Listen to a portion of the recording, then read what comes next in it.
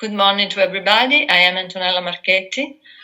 I am teaching at the University of Milano, Catholic University of Milano. I am the director of the Research Unit of Theory of Mind at the Department of Psychology of this university.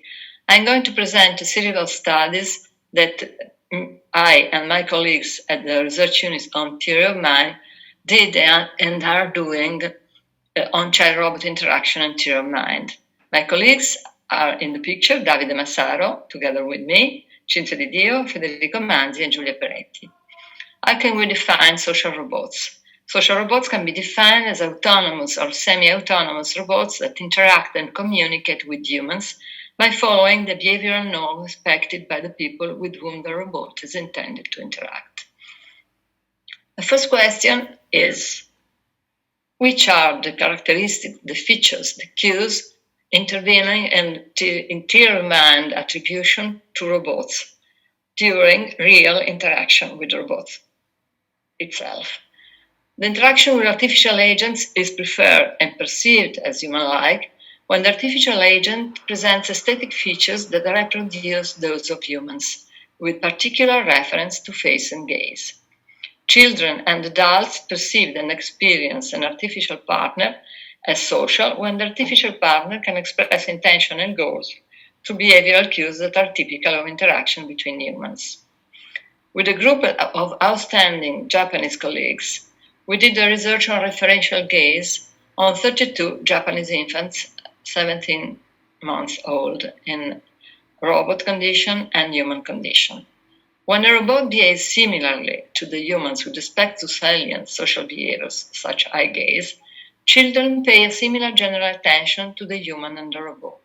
Independent of agency, the face represents a strong attractor to infants' attention, because infants recognize humans' congruent gaze faster than the robot's gaze, while they have similar response times for both humans and robots' incongruent gaze. The difference between human and robot could be explained by the presence of two distinct processing levels of the gaze-following mechanism. The first one that evaluates if an entity is an interactive partner, the second one that evaluates if it is endowed with agency. Infants at 17 months of age seem not yet equipped with the second level. This mechanism can develop with experience. With Angelo Cangelosi and our group, we did a research on mental state attribution, theory of mind, and attachment. We recruited 94 Italian kindergarten and school-age children, divided into 4 age groups, 3, 5, 7, and 90 years of age. The research questions are the following: how mental state attribution and attachment function in child-robot interaction compared with human-child interaction.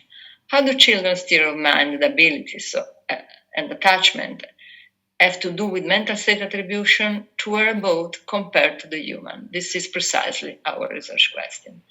Theory of mind supports the differentiation between human and robot in terms of mentalistic properties, favoring the human.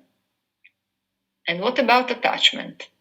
The greater is attachment security of the youngest children, the greater is their tendency to anthropomorphize the robot. With our Japanese colleague, we studied also fairness in child-robot interaction. 31 Italian preschool-age children were recruited for this research, and we observed that the child's propensity to fairness holds up also with robotic partners. While well aware of the specific psychological differences between human and robots, children of the ages considered, thanks to the propensity of our species to equity and educational processes, relate to these new technological partners with a fair attitude that characterizes functional human relationship. So, we observe a similar fair behavior, but different mental attribution to human and to the robot. How can we explain this difference? With the distinction generally observed between judgment and actual behavior through developmental ages, or with the strength of the propensity to fairness also at low levels of anthropomorphizing. With two colleagues, not Japanese, But from UK and from USA, respectively Angelo Cangellosi and Polaris, we studied trust in child-robot interaction. We observed 94 Italian kindergarten and school-age children divided in 4 groups of age, 3, 5, 7, and 9. And we observed that children acquired trust quite rapidly, resisted to distrust, while trust recovery significantly appeared during trust restoration compared to trust acquisition and loss. This was independent of age, while we do not observe differences as a function of agency, human or robot. 3-year-old children displayed a greater tendency to trust in both play partners than did the other older age groups. So independently of age, children show a similar behavioral pattern towards the human and the robot. The robot proved to be less susceptible to the dynamics associated with the quality of attachment relationships. We expected this. It appears to be a more forgivable partner. T of mind tempers the impact of the attachment with both partners, allowing children to evaluate the situation in a more reflective manner. And particularly for children with fragile affective relational histories who can have difficulties with trust, the robot might fulfill a significant scaffolding role. But are all robots similar? Or we can identify inter-individual mental differences attribution to a robot compared with another?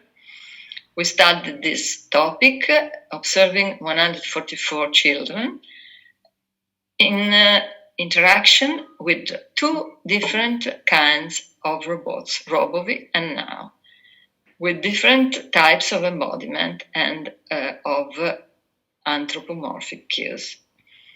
Children, we found, generally tend to anthropomorphize Now more than Robovi. This difference may entail a different potential relational quality with either robot. Furthermore, older children showed a clear differentiation between the 2 robots in favor of Now, suggesting an underpinning developmental pattern to mental state attribution that would need to be specifically addressed. We can draw some provisional conclusions from all these studies briefly presented here. As regards intentionality, we observe a mutual reinforcement between the human nature of the partner and the congruence of the actions, and the importance of face in human and robot as attractors. About mental state attribution to human and robot. For the youngest children, the robot is more like me than for other children. And we observe a differential trend with age. Mental state attribution, tone and attachment, 3 important constructs. What did we find? The greater is attachment security of the youngest children, the greater is their tendency to anthropomorphize the robot. Theory of mind is the moderator of this effect. Theory of mind, in fact, supports the differentiation between human and robot in terms of mentalistic properties favoring the human. As regards fairness, the child's propensity to fairness holds also with robotic partners, but there is no coherence between behavior and judgment with human and with robot regarding mental states. What about trust, attachment, and theory of mind? The dynamics of trust involve also robotic partners. This is really interesting. Attachment and restoration of trust towards the robot is particularly evident in younger children, while theory of mind and a different kind of trust, a reflective trust, is evident towards humans and robots as an effect of attribution of mental states to these 2 different kinds of partner. What about different kind of robots? We can assume an universalistic stance in robotics. We cannot, because the specific kind of robot matters as regards the tone, the theory of mind, mental state we can attribute to a kind of robots with respect to another. Thank you very much for your attention.